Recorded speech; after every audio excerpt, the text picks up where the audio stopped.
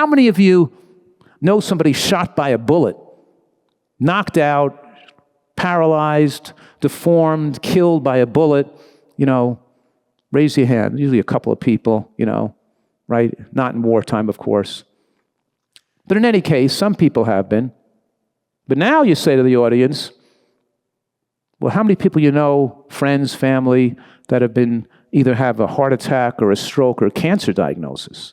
And like everybody raises their hand. And then I say to the people, why would you want to live in that neighborhood?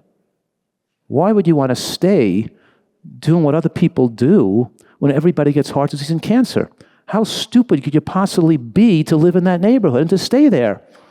Wouldn't you want to do something about that? How crazy could that be to put yourself at such high risk? We're not being the things you're afraid of, you shouldn't even be afraid of. What you should really be afraid of is the way people are eating.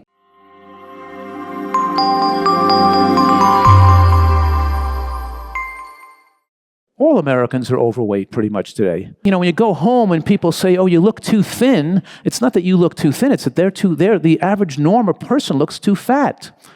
You have to be thinner than normal to be an ideal weight, because normal is not ideal. The average American woman was still overweight back in 1920. The average American woman in 1920 weighed 120 pounds, which might have been a little overweight for an average woman because obviously they were a little shorter back then. But in any case, the average American woman today weighs 160 pounds. And the average male, obviously, is still also about 30 pounds overweight. Maximum longevity occurs with BMI in that range of 19 to 22, and even 19 to 21 for a female. What I'm saying, a favorable BMI is with a female below 21 and a male below 22. That's body fat below 25% for a female, and body fat below 15% for a male. Did you follow that? That's permissive. Probably it might even be better to have a body fat below 22.5% for a female and below 12.5% for a male. But I'm just giving you being a little generous there, because you're given wrong information. You're told that 70% of Americans are overweight or obese. Weren't you told that? 70% of Americans are overweight or obese? It's not the case.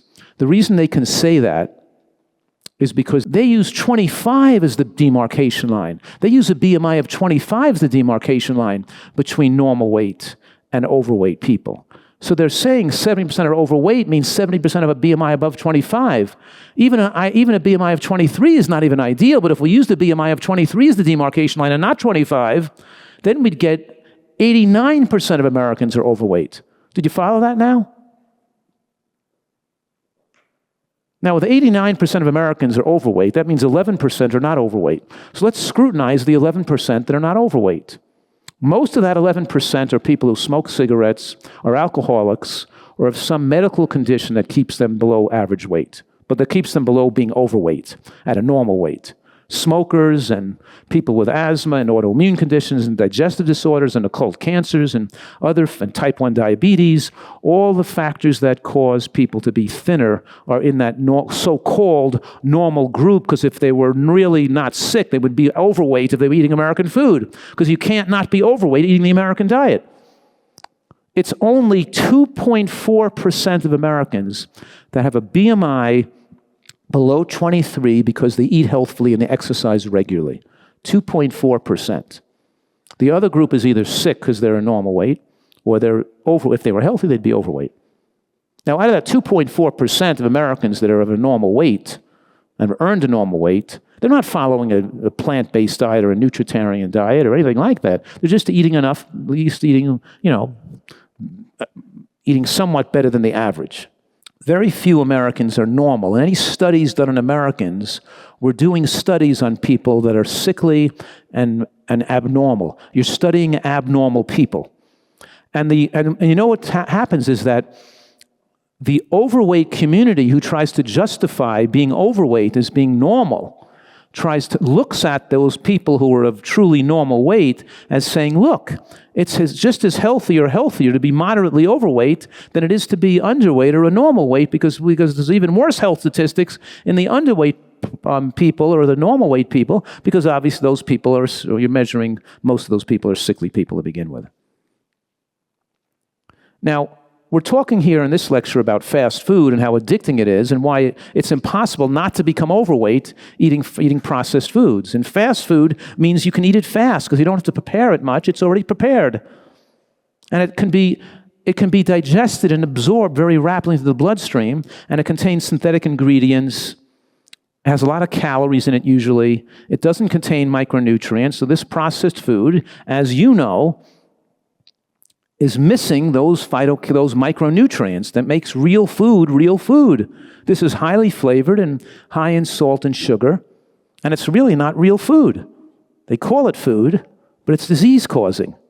So we're talking here that I use the term fast food not just to be food that's going in a fast food restaurant.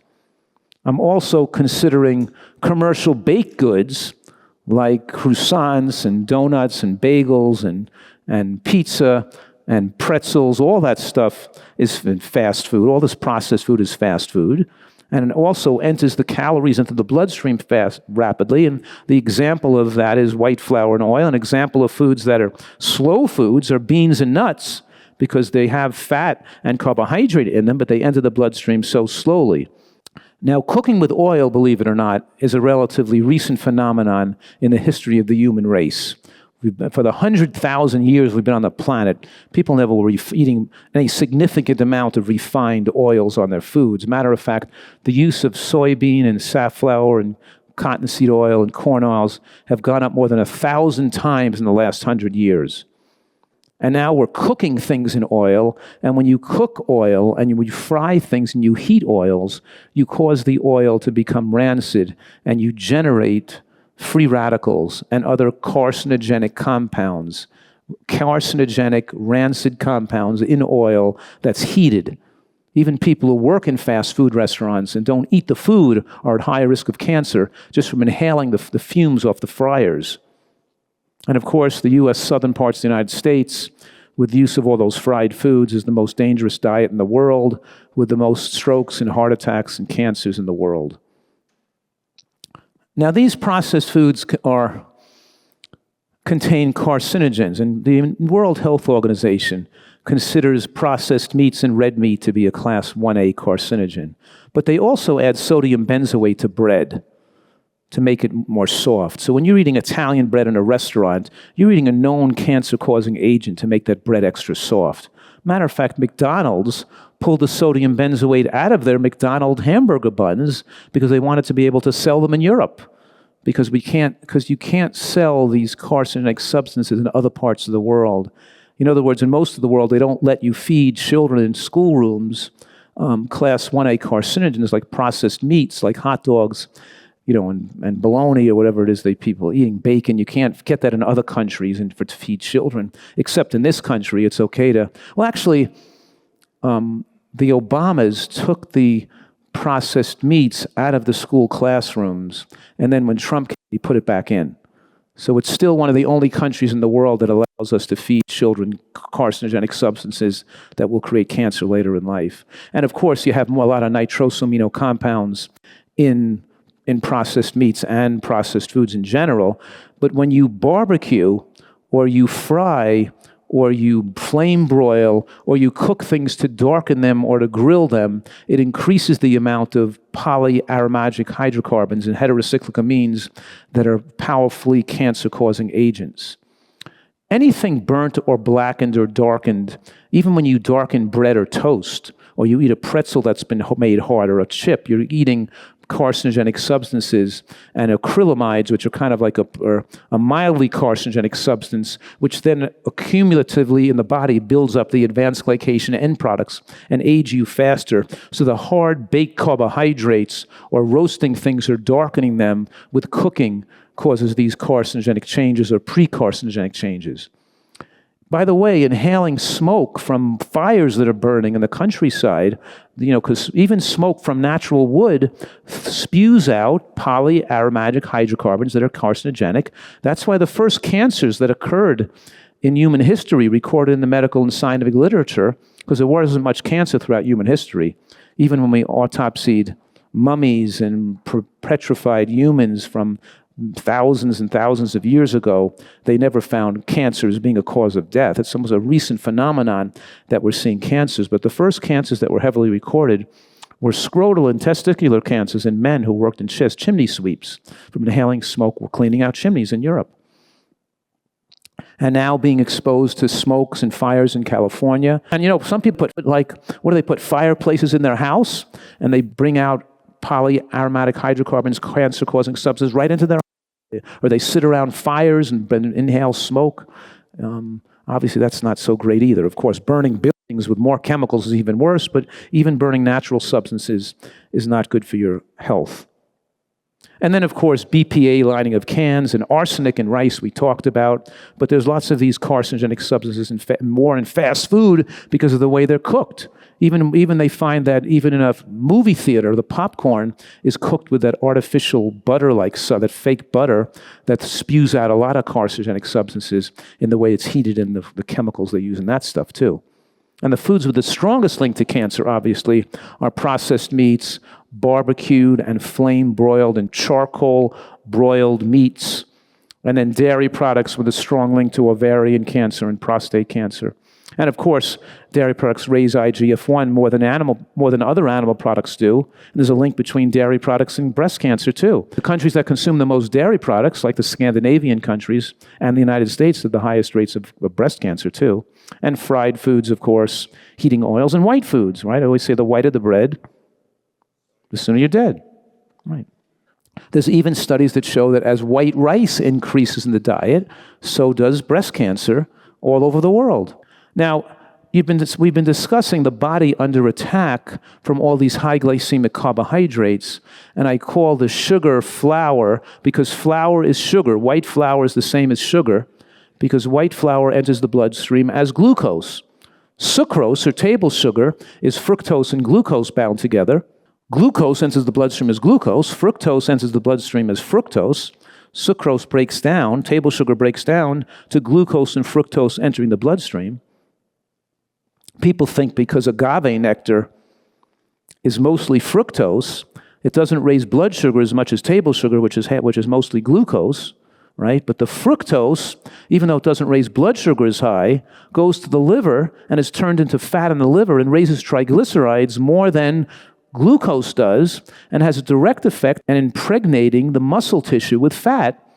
And we call that intramyocellular lipids, and the combination of fructose and glucose raises triglycerides and increases fat deposition inside and around cells. So there's a relationship here between insulin raising, glucose raising, and fructose raising triglycerides that makes this metabolically favorable system that pushes and damages muscle cells and makes you weak and starts to make muscles more weak because you're impregnating fat into the muscles. Just think about this for a minute. Sugar can't be effectively metabolized for energy because when you're metabolizing sugar for energy, when the mitochondria are giving you energy for action and feeling good physically, as sugar is a source of that energy, it's not getting the cofactors, the vitamin cofactors, the B vitamins, the minerals. The food is not supplying the factors to enable sugar to be efficiently translated into energy. So even though it's stripping your body of nutrients, it still can't get all the nutrients it needs because your body is marginally deficient anyway. So it leads to you always feeling not energetic. You feel more lethargic and fatigued all the time, because too much of your calories are coming from these empty calorie foods, like sugar and white flour. It gradually leads to muscle weakness, impaired energy production, leads to chronic fatigue and nutritional depletion and lethargy and the inability to feel like exercising. So the person who's maybe eating more conventionally, eating, pasta and subs and fried chicken and hot dogs and fast foods, they want to eat a lot of food, but they don't want to be very active. They want to sit around all day and eat a lot of food because they're not going to have much energy to do anything. Because the body can't effectively turn those foods into energy. And then they look like they're bigger and heavier, but they're weaker. Their muscles are weaker And it leads to, as they age, they become more frail, and they're at risk of sarcopenia and osteoporosis.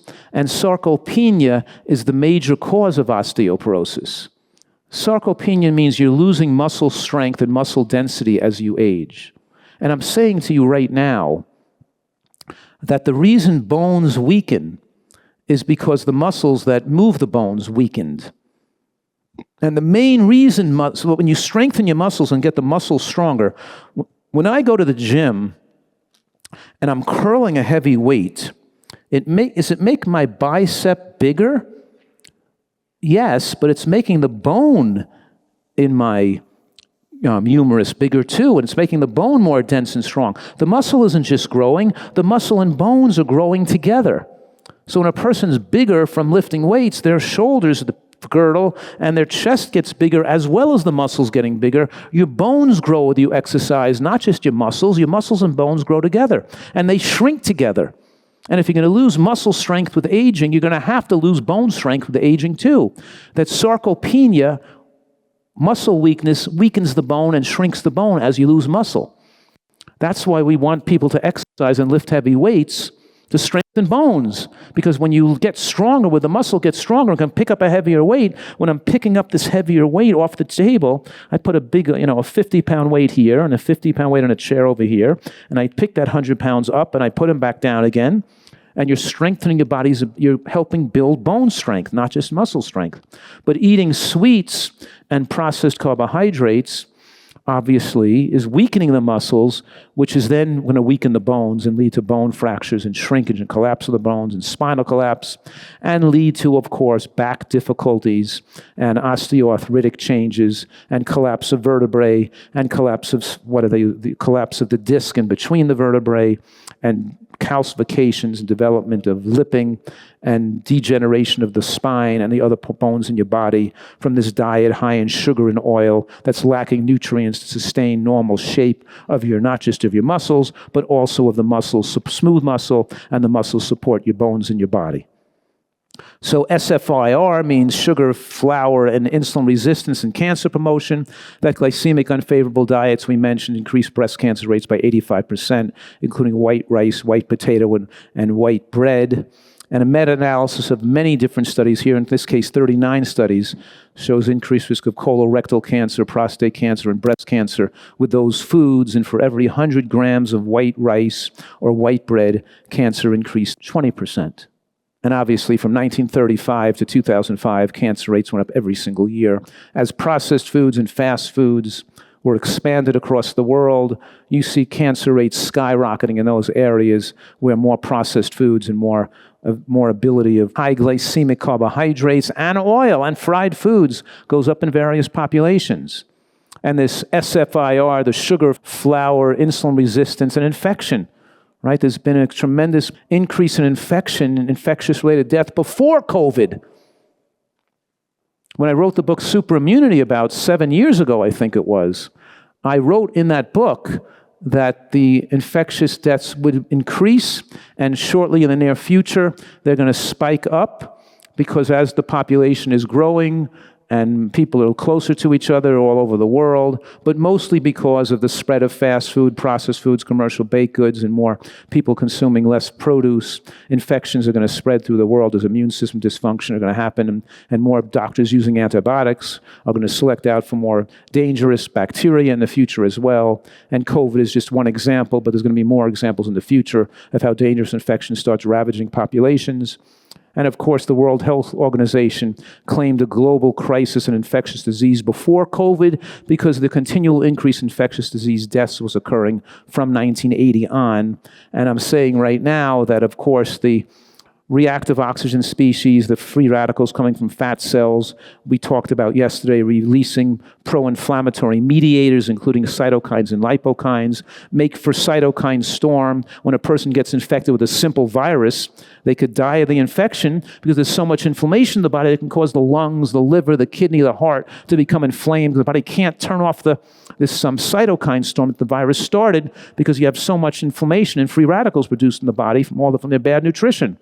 The sugar, the fast foods, the processed foods, and the extra body weight drives infections, leading to long-term COVID syndrome.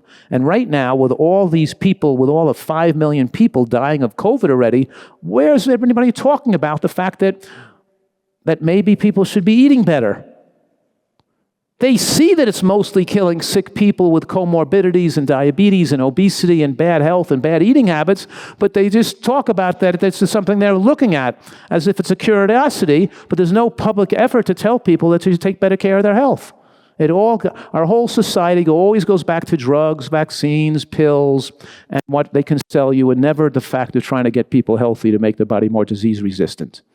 Obviously, it's the pathogenicity of the virus plays some role, but it's mostly the state of the immune system, the body's resistance, the ability to resist disease or recover from disease without damaging yourself, that's determined by your nutrition, and you're in control of that. No doctor, drug, medication can give you that control compared to what nutritional excellence can do for a person.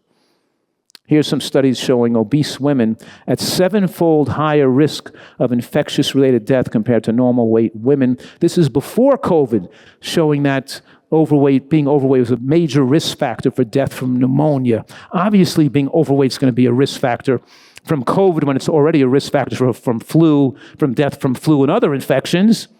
We knew all about this years ago. We know that people who eat unhealthily are at higher risk of infection-related death.